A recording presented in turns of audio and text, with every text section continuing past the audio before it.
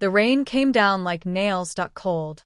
Sharp, unforgiving that I woke with the taste of poison still burning in my throat. My hand flew to my neck. No pain, no blood, just smooth, warm skin. I blinked. The ceiling above me was not the cold stone of the prison cell. It was the carved rosewood of my own bedchamber.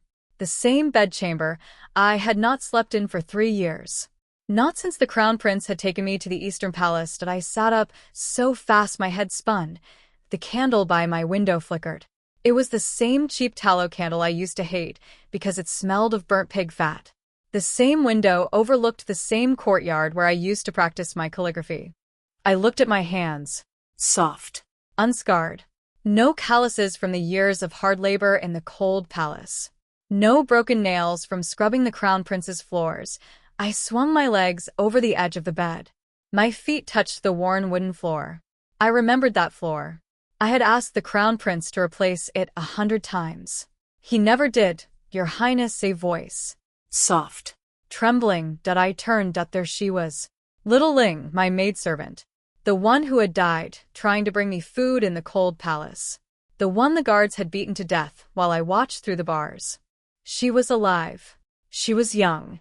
Her cheeks were full. Her eyes were not yet hollow. Your Highness, you cried out in your sleep. Are you well? My lips parted. My throat closed. She stepped closer. Shall I bring you some warm tea? Your Highness, I reached out. My fingers touched her sleeve. Real. Solid. Warmed. Little Ling, I said. My voice cracked. What day is it? She looked confused. The 15th of the 7th month, Your Highness. Why do you ask the 15th of the 7th month? I closed my eyes. 3 years before the poisoned, 3 years before the Crown Prince stood before me with my sister on his arm and said, Lin Wan, your heart is no longer what I need. Lin Yu is the one who understands me. 3 years before I drank the wine he gave me and watched the world dissolve into black, did I open my eyes? Did I was 21 again? No. I was 18. The same age I had been when I first entered the Eastern Palace as his bride. But I remembered everything. Every betrayal. Every cold night. Every whispered insult from my sister. Every moment the Crown Prince looked at me like I was furniture in his room. I rose from the bed. My legs were weak, but they held. Little Ling, I said, and my voice was steady now. Help me dress. I need to see the Crown Prince.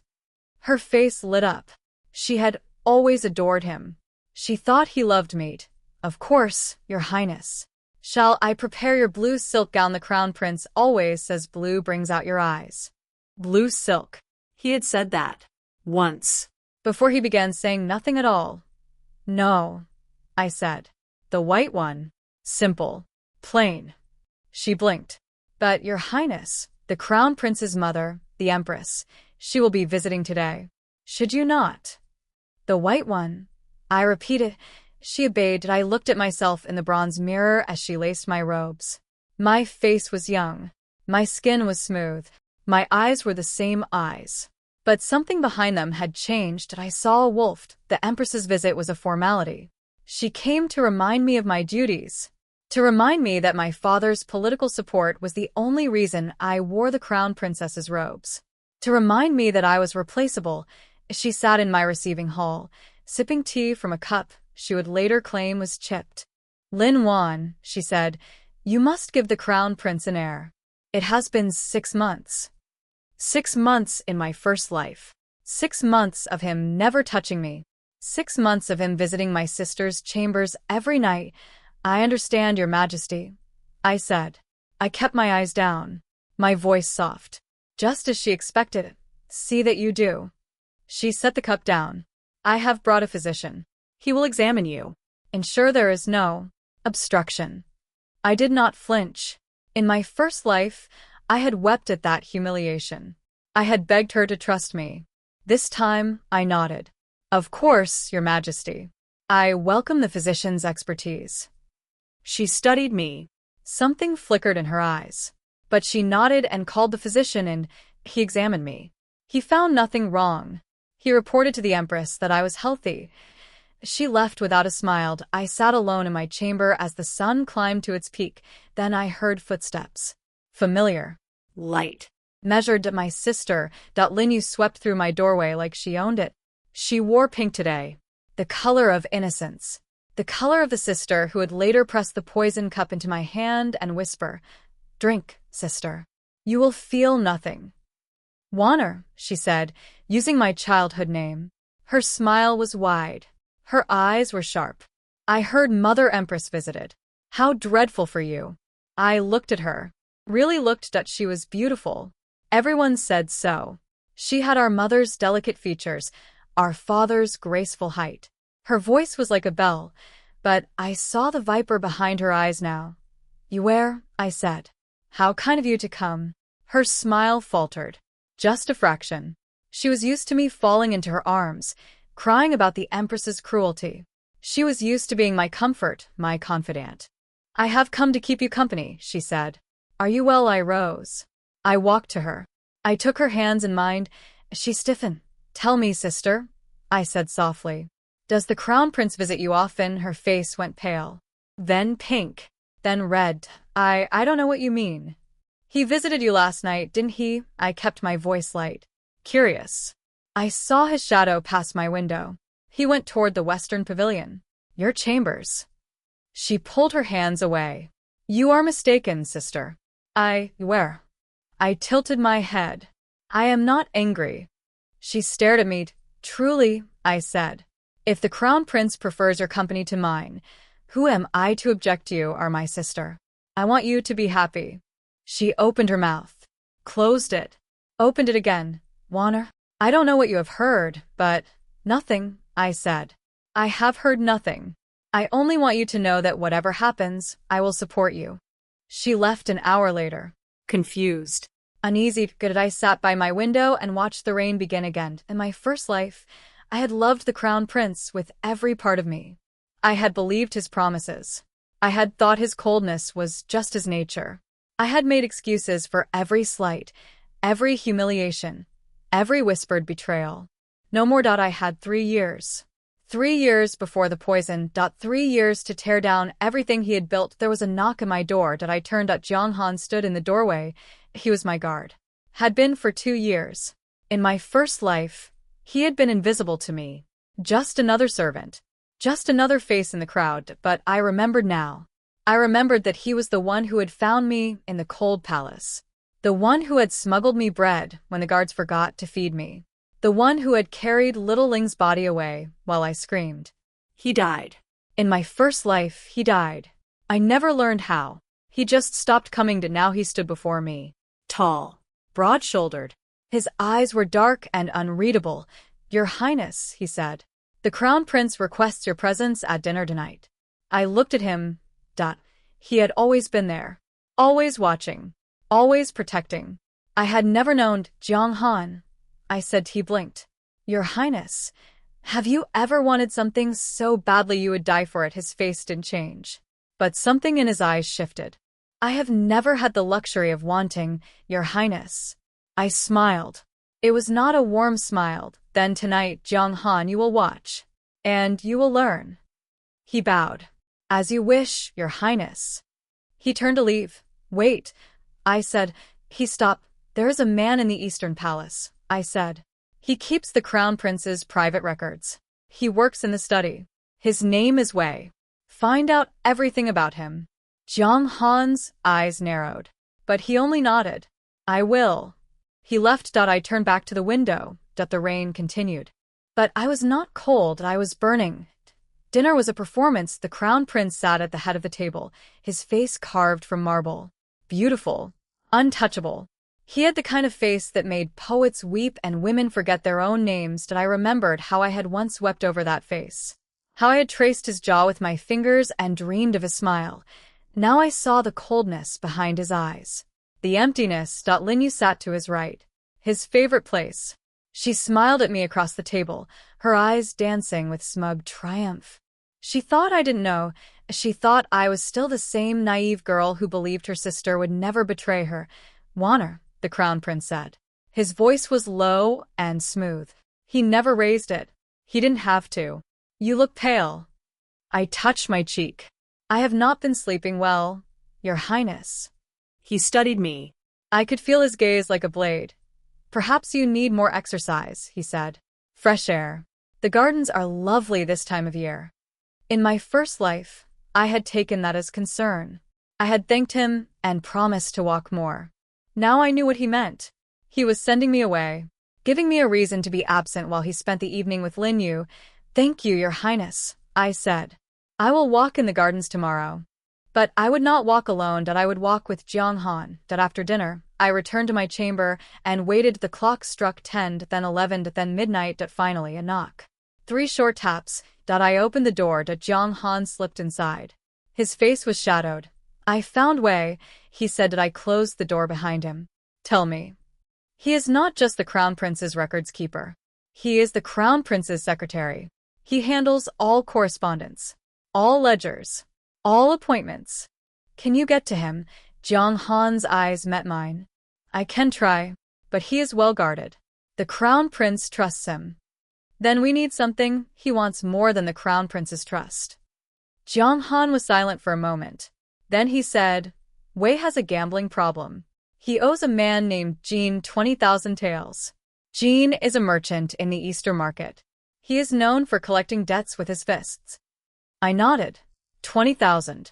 That is a lot of silver. It is. Wei will be desperate. Then we give him a choice, I said. 20,000 taels, paid in full. Or he can keep his loyalty to the Crown Prince and watch his wife and children starve. Jiang Han looked at me. His eyes were unreadable. Your Highness is changed. I met his gaze. I have seen the truth. What truth? That love is a weapon. And I have been wielding it the wrong way. The next morning, I dressed in my simplest robes and walked to the gardens. Lin Yu was there. Of course she was. She sat by the lotus pond, feeding the fish. She wore green today. The color of fresh grass. The color of innocence. Wan. She waved me over. Come sit with me. I walked to her. I sat on the stone bench beside her. The same bench where, in my first life, she had told me the Crown Prince had chosen her over me. The same bench where I had wept while she patted my back. The fish are so beautiful, she said now. So peaceful. They don't know anything about the world above the water.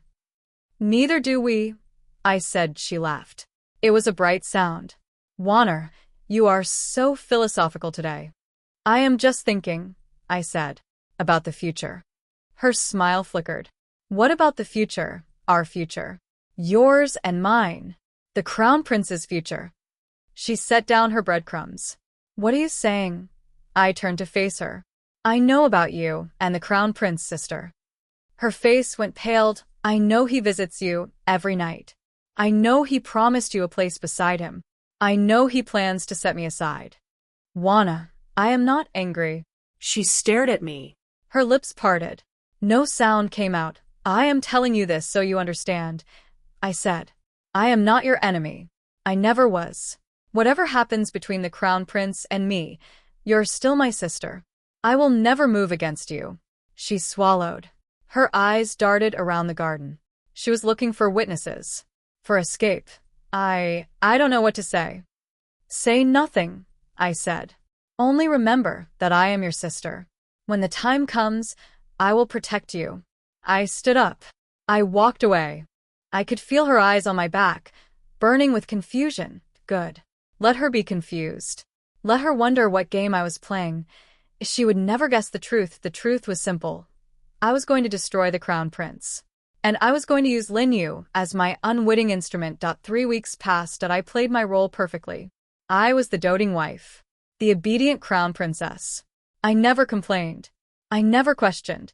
I smiled at the Crown Prince and pretended not to notice his coldness. He began to relax around me. He began to forget that I was a threat. Lin Yu, on the other hand, grew more and more confused. She did not understand why I was not fighting, why I was not weeping, why I was not begging the Crown Prince to love me. She came to my chamber one night. Late. Her eyes were red. Warner, she said. I need to speak with you. I was reading a book. I set it down. Of course, sister. Seek. She sat.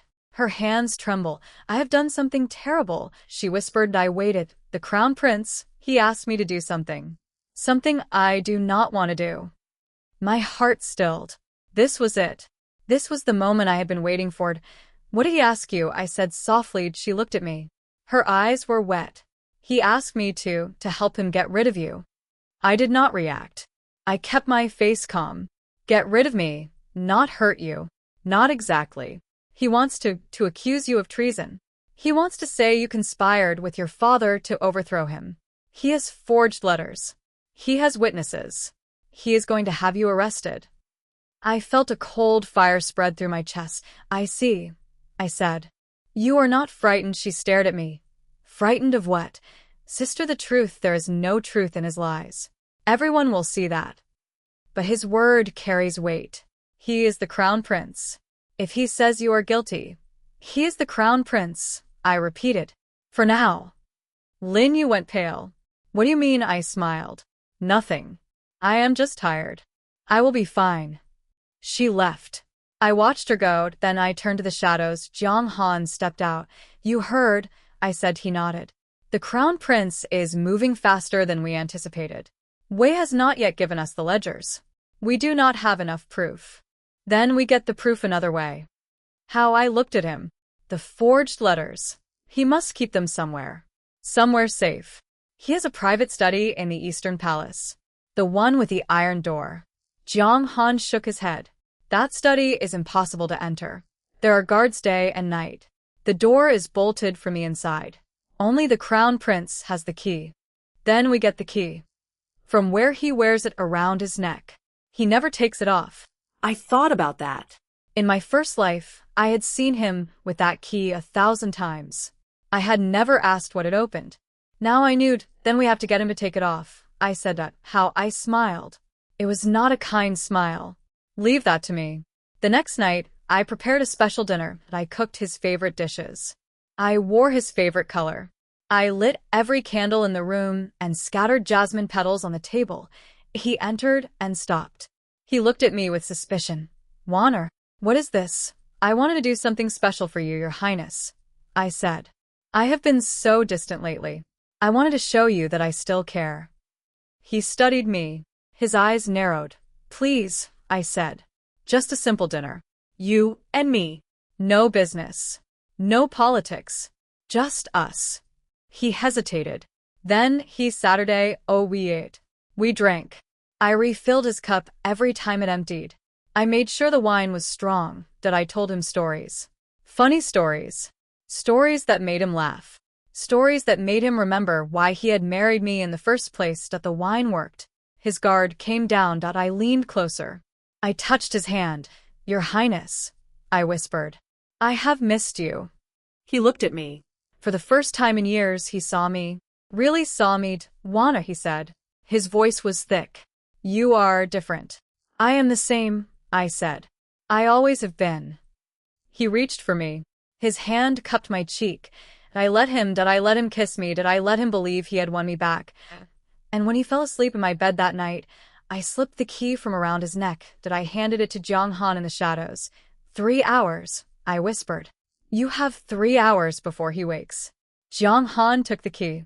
His fingers brushed mine. They were cold.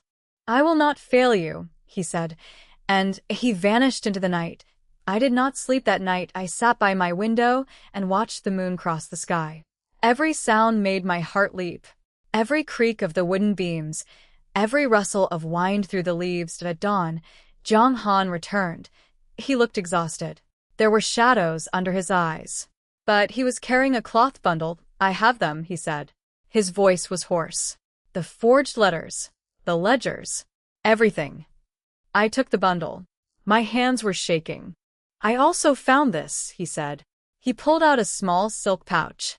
It was hidden in a false bottom of the Crown Prince's desk. I opened the pouch. Inside were letters. Old letters. Yellowed with age. I recognized the handwriting. It was my father's. I read them. With each word, my blood ran colder. My father had been conspiring with the Crown Prince.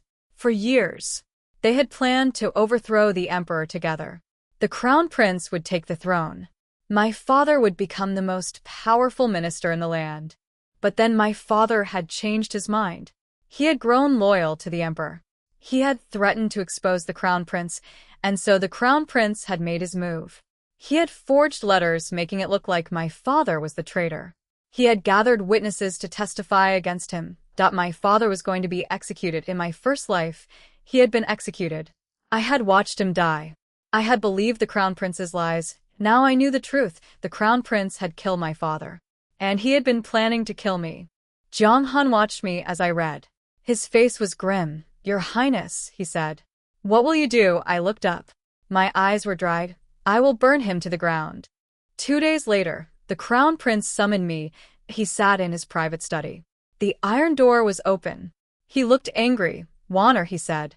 My key is missing. I kept my face blank. Key, Your Highness, the key to this room. It was around my neck. I woke and it was gone. Perhaps you dropped it, Your Highness. Shall I have the servants search? Do not play games with me. His voice was sharp. I know someone took it, and I know you were the only one in my bed that night. I bowed my head. Your Highness, I would never. You would never what? He stood up. He walked toward me. You would never betray me, is that what you were going to say? I looked up. I met his eyes. I was going to say, I said calmly, that I would never take something that belongs to you, because everything you have will soon belong to someone else. His face went pale. What did you say? Nothing, Your Highness. I am just tired. The wine from that night still lingers in my head. He studied me. His eyes narrowed to slits. You are different, he said. You have been different since that night. What happened to you? I smiled. It was a small, cold smile. Nothing happened to me, Your Highness. I simply woke up. He stepped closer. His hand shot out and grabbed my wrist. Tell me the truth, he hissed. Where is my key? I did not flinch. I did not pull away. I do not know, Your Highness, I said. But I can tell you this. Whoever took it did you a favor. Because what is inside that room will destroy you. He released my wrist. He stared at me. You know something, he said. You know what is in there. I know everything, I said. He went very still, then he laughed. It was a hollow sound. You know nothing, he said. You are a foolish woman playing at games you do not understand. If you knew what was in that room, you would be begging for my mercy right now. Would I? You would. Because in that room is the proof of your father's treason. The proof that he conspired to overthrow the emperor. The proof that he raised you to be his accomplice. I did not react. Is that what you believe? I asked. It is what I know. Then you are wrong, I said. Because in that room is the proof of your treason. Not my father's. Yours. His face went white. You are lying. Am I? I tilted my head. Ask yourself this, Your Highness. If my father was the traitor, why did you forge his letters? Why did you pay witnesses to lie? Why are you so desperate to keep that room locked? He took a step back. His composure cracked. Who told you this? He demanded. Who have you been speaking to? Does it matter? I said. The truth is out. And soon, everyone will know. He stared at me. For the first time, I saw fear in his eyes. You will regret this, he said. You will regret every word you just spoke. Perhaps, I said. But I regret nothing I did in silence. And that is the difference between us. I have nothing left to lose. You have everything. I turned and walked out of the room. His voice followed me. Lin Wan, come back here. I did not stop. I walked through the corridors of the Eastern Palace. Servants bowed as I passed. They looked at me with confusion. They had never seen me walk like this. Head high, shoulders back, eyes burning. I reached my chamber. Jiang Han was waiting. It is done, I said. He knows. Was that wise? No, I admitted. But it was necessary. Now he will act. And when he acts, he will make mistakes. Jiang Han nodded slowly. What do you need me to do? Watch him, I said. Every move, every word, every person he speaks to. I need to know exactly when and where he will strike. And your sister? I paused. I had not thought about Lin Yu. She had come to me in the night. She had confessed the crown prince's plan. She had wept in my chamber. But she had also been his lover. She had also accepted his promises. She had also chosen him over me. She will have to choose, I said. And whatever she chooses, I will accept. The days that followed were a waiting game. The crown prince did not confront me again. He avoided me. He canceled our dinners. He stopped visiting my chamber. But I knew he was planning something. I could feel it. The air in the Eastern Palace had changed. The servants whispered less. The guards stood straighter. Everyone was waiting. Linyu came to me on the third day. She looked different. Her eyes were red. Her hair was unkempt. She had not slept. Wanner, she said. I need to ask you something. I was sitting at my vanity, brushing my hair. I set down the brush, asked. Did you take the crown prince's key? I turned to look at her. Why do you ask? Because he is furious, she said. He has been screaming at his servants, breaking things. He is terrified. Good, I said. Linyu stared at me. What do you mean good? I mean he should be terrified. He has done terrible things. And now he is going to pay for them. She took a step back. You have changed, Wanner. You are not the same person. I am exactly the same person, I said. I am just no longer hiding it. She opened her mouth, closed it. Then she said, I am afraid. Of what? Of him. Of what he will do. He told me that if I ever betrayed him, he would destroy me. I stood up. I walked to her. I took her hands. Then do not betray him, I said. Stay out of it. Let me handle this. But if he finds out that I came to you, he won't. I will not tell him. She looked at me. Her eyes were wet. Why are you protecting me? She whispered. After everything I have done, I looked at her. This was the sister who had taken my husband, who had smiled at me while planning my death, who had stood by while the crown prince destroyed my father, but she was also the sister who had wept in my chamber that night. The sister who had confessed the truth.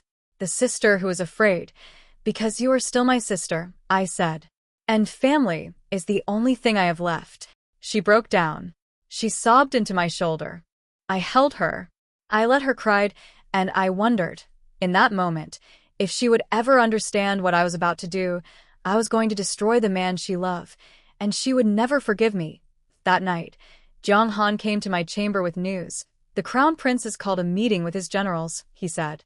Tomorrow night, at the military camp outside the city. I looked up from my book. What time? Midnight. He is planning something. He is planning a coup, I said. Jiang Han stared at me. A coup? He is going to overthrow the emperor. He has been planning it for years. He was going to use my father's forged letters as justification. But now that I have them, he needs a new plan. Which is, he will strike fast. Take the emperor by surprise. Kill him before anyone can react. We have to stop him. We will, I said. But we need to be careful. If we move too soon, he will know we are on to him. He will disappear. And we will never get the proof we need. What do you suggest? I set down my book. I suggest we let him move. Let him believe he is succeeding. And then, when he is in the middle of his coup, we strike. Jiang Han was silent for a long moment. You are playing a dangerous game, he said. I know. If you lose, I won't. He looked at me. His eyes were dark. You are not the same woman I swore to protect, he said. I met his gaze. No. I am not. But I need you to protect me anyway. He bowed. I will. Until my last breath. And he meant it. I could see it in his eyes. He would die for me. And that was the only thing that terrified me more than the crown prince's revenge. The night of the coup arrived with no warning. The sky was clear. The stars were bright. It was the kind of night that made you forget the world was full of monsters. I stood at my window and watched the moon rise. Jiang Han was beside me. His hand rested on his sword. They have left the palace, he said. The crown prince and his generals are riding to the military camp. They will gather the troops and march on the emperor's residence by dawn. I nodded. And the letters, hidden in a safe place. I have copies ready for the emperor's ministers. The moment the crown prince moves, they will be delivered. Good. I turned away from the window. Your Highness. Jiang Han's voice was low. Are you certain you want to do this? I looked at him. Do you have doubts? I have fears, he admitted. I fear for your safety. I fear what will happen if the crown prince succeeds. He will not succeed. But if he does, then I die, I said. But I will die knowing I did everything I could to stop him. He studied my face. His jaw tightened. I will not let that happen, he said. I will protect you. No matter what. I reached out. I touched his arm. I know, I said. He looked down at my hand. Then back up at my face. There was something in his eyes I had never seen before. But I had no time to think about it. The clock struck midnight. It was timed. I dressed in my darkest robes. I pinned my hair up high. I strapped a small dagger to my thigh. Jiang Han watched me prepare. He said nothing. Are you ready? I asked. He nodded. Always. We slipped out of the Eastern Palace, through a servant's passage. The guards were nowhere in sight. They had all been called to the Crown Prince's side. The city was silent. The streets were empty. We rode to the Emperor's residence. The gates were closed. The guards at the entrance looked nervous. They had heard the rumors. Open the gate, I commanded. I must see the Emperor. The guard hesitated. Your Highness, it is the middle of the night. The Emperor is sleeping. Open the gate, I repeated. The Crown Prince is coming. He plans to kill the Emperor. I need to warn him. The guard's face went pale. He turned and shouted orders. The gate swung open. I ran inside. Jiang Han followed. The Emperor was awake. He had been warned by his own spies. He sat on his throne, fully dressed, his face grim. Lin Wan, he said. I was told you would come. I knelt before him. Your Majesty, the Crown Prince has betrayed you. He is on his way to kill you and take the throne. The Emperor looked at me. His eyes were old. Tired. I know, he said. I have known for some time. You knew. I stared at him. I knew, he repeated. But I could not act. He is my son. I wanted to believe he would change. He will not change, Your Majesty. He is a monster.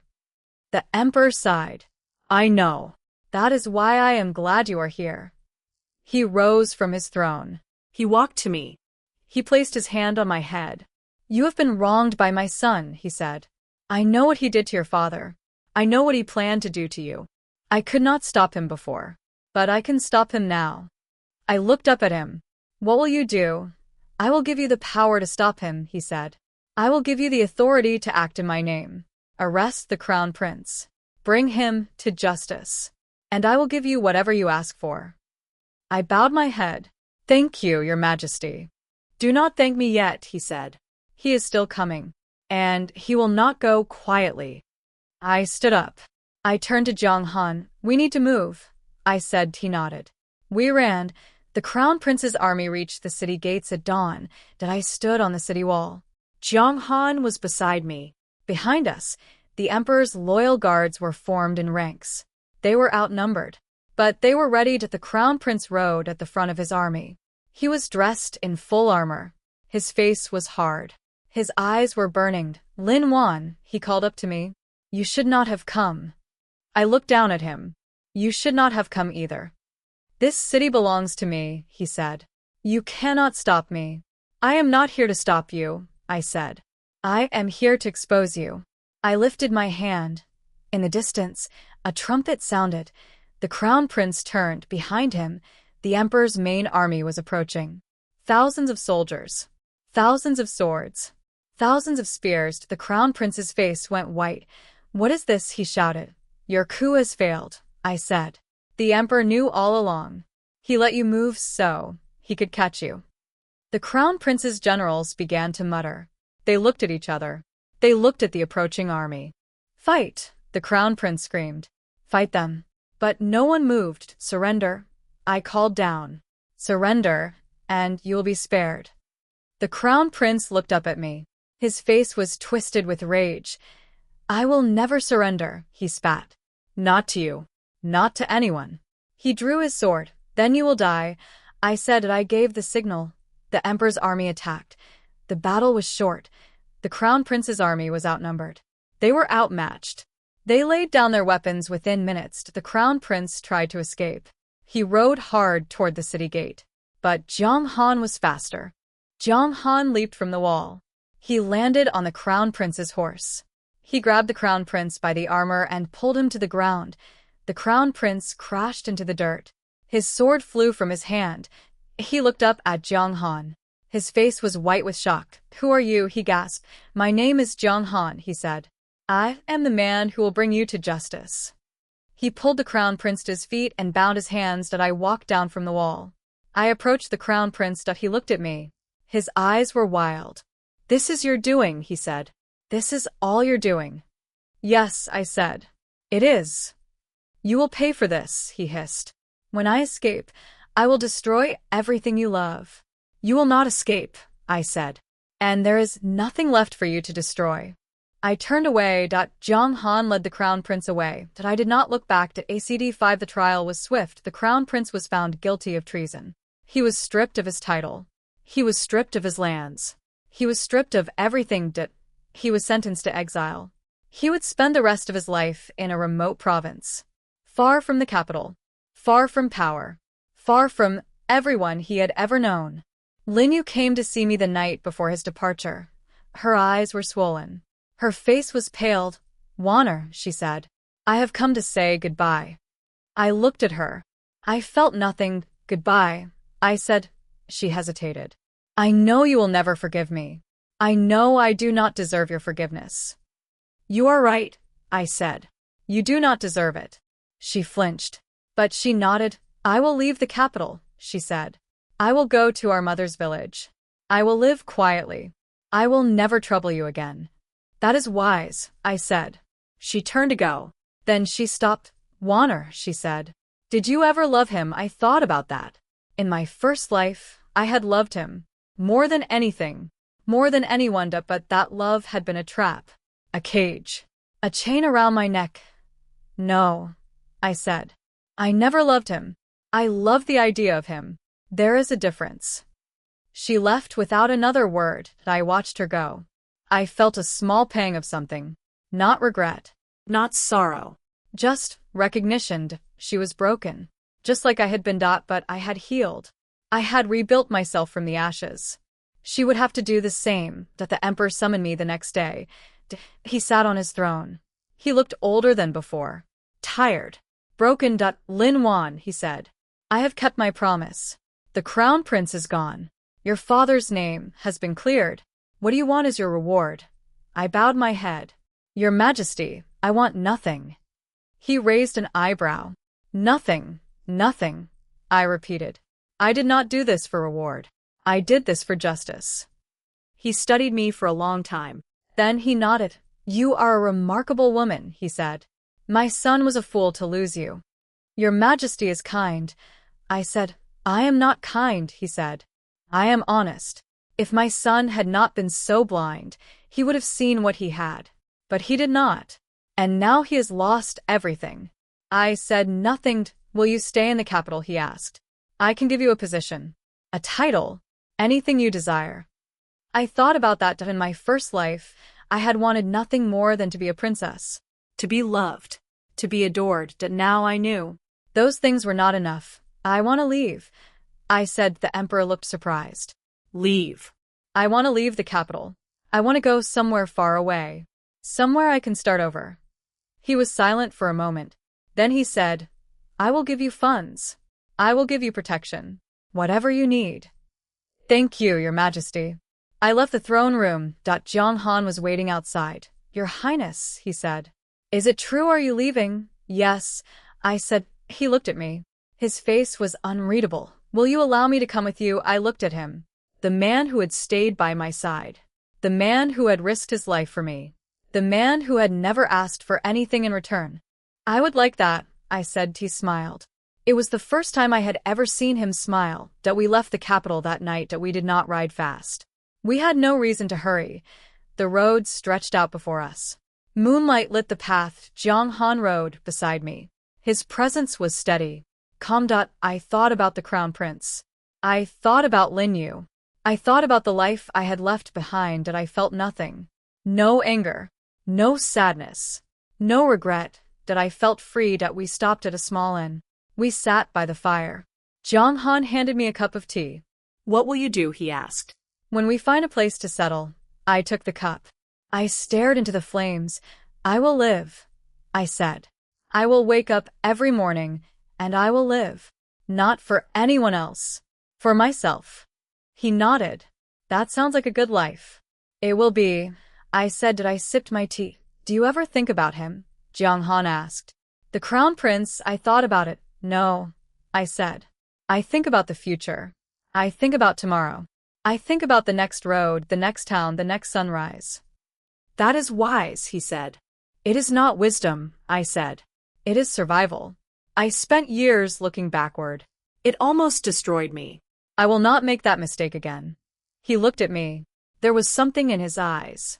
Something warmed. I am glad you survived, he said. I looked at him. Really, look. He was not handsome like the crown prince. His face was too rough. His hands were too scarred, but his eyes were honest. And his loyalty was real. Thank you, I said. Thank you for what? For staying, I said. For protecting me. For believing in me. He smiled again. It was a small smile, but it reached his eyes. You are worth believing in, he said. I set down my tea. I will never be a princess again, I said. I will never be a noblewoman. I will never be anyone's pawn. That sounds like a good thing, he said. It is, I said. I have been so many things in my life. A daughter. A wife. A victim. But now I am just me. He said nothing. He just sat there. Solid. Steady. And that was enough. We left the inn at dawn. The sun rose over the hills. Golden. Warm. Beautiful. I breathed in the fresh air. That I was free. I was alive. And I was never going back. The crown prince had tried to destroy me. He had failed. My sister had tried to replace me. She had failed. Everyone who had ever tried to break me had failed, because I was not the woman I used to be. I was stronger.